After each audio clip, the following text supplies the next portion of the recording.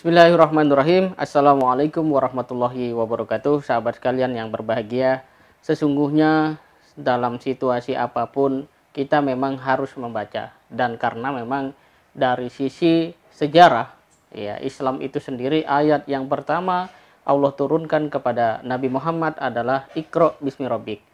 Dan ternyata kalau kita melihat dalam realitas kehidupan ini, bangsa-bangsa yang akan lebih unggul dari yang lain adalah yang membaca. Tetapi lebih dari sekedar unggul, bangsa-bangsa yang akan memberikan warisan kehidupan yang sangat bermanfaat bagi sejarah dan kehidupan manusia sepanjang masa adalah dengan spirit Iqra bismi rabbik alladzi khalaq. Sahabat kalian yang berbahagia, soal wabah COVID-19 ini, sebenarnya kalau kita membaca sejarah, jawabannya itu jelas, konkret, gamblang, sederhana, dan bisa dicerna siapapun. Tidak perlu rumit-rumit di dalam konteks bagaimana memahami pada saat yang sama, menyikapi dan bertindak dalam situasi yang kita hadapi pada saat wabah sedang terjadi. Ini wabah di dalam sejarah Islam bukanlah hal yang baru. Sejak masa Nabi Muhammad, Umar bin Khattab, dan setelah itu ada wabah-wabah yang terjadi dan sangat mengerikan. Salah satu yang saya baca dari hidayatullah.com itu adalah terjadinya wabah taun Amwas. Ini adalah wabah yang begitu besar terjadi pada masa kekhalifahan Umar bin Khattab pada tahun 17 Hijriah, ada yang menyebut tahun 18 Hijriah. Di sana disebutkan bahwa 25.000 umat Islam meninggal dunia karena wabah tersebut. Bahkan sahabat-sahabat Nabi yang sangat hebat seperti Abu Ubaidah, kemudian Mu'adz bin Jabal.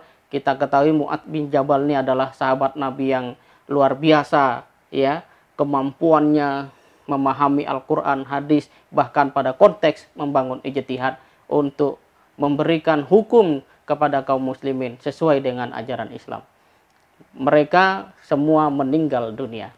Dan yang menarik adalah ketika wabah itu terjadi, Amirul Mukminin Umar bin Khattab itu datang ke Syam.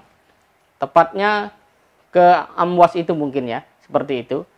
Sehingga ketika Umar bin Khattab mendengar berita bahwa telah terjadi wabah di Amwas itu, maka Umar bin Khattab mengatakan bahwa kita sebaiknya kembali ke Madinah. Mendengar ucapan itu, Abu Ubaidah dikatakan bahwa dia bertanya, "Loh, apakah engkau akan lari dari takdir Allah, wahai Amirul Mukminin?" Maka Umar dengan tegas menjawab, "Saya lari dari takdir Allah yang satu menuju takdir Allah yang lain."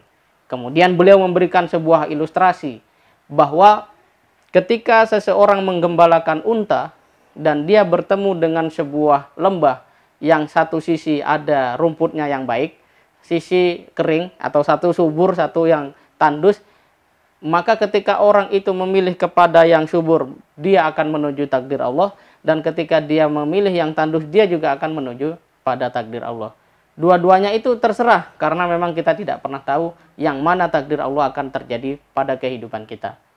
Nah, tidak lama setelah itu datang Abdurrahman bin Auf, kemudian menyampaikan hadis Nabi bahwa ketika terjadi sebuah wabah di satu negeri, yang di luar jangan masuk dan yang di dalam jangan keluar.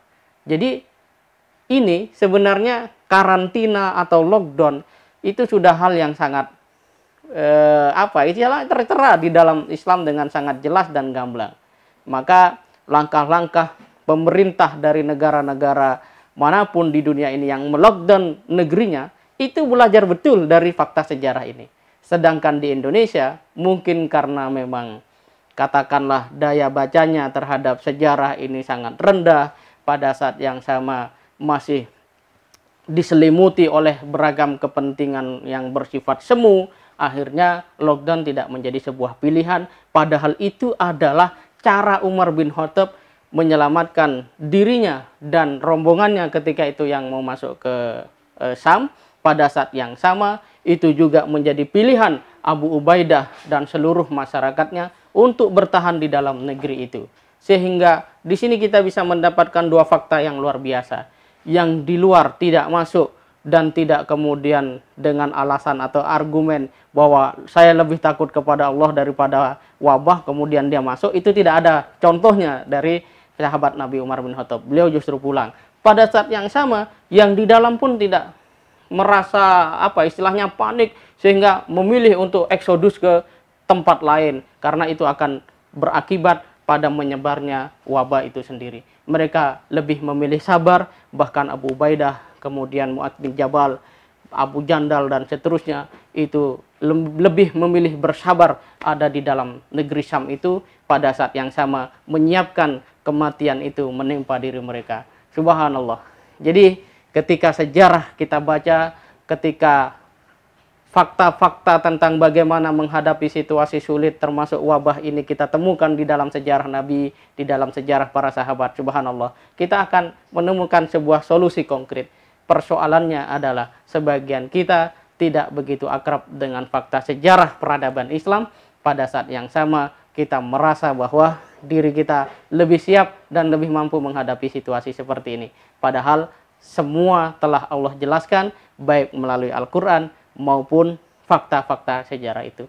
Semoga wabah COVID-19 ini segera Allah angkat dari negeri-negeri kaum muslimin dan dunia secara umum.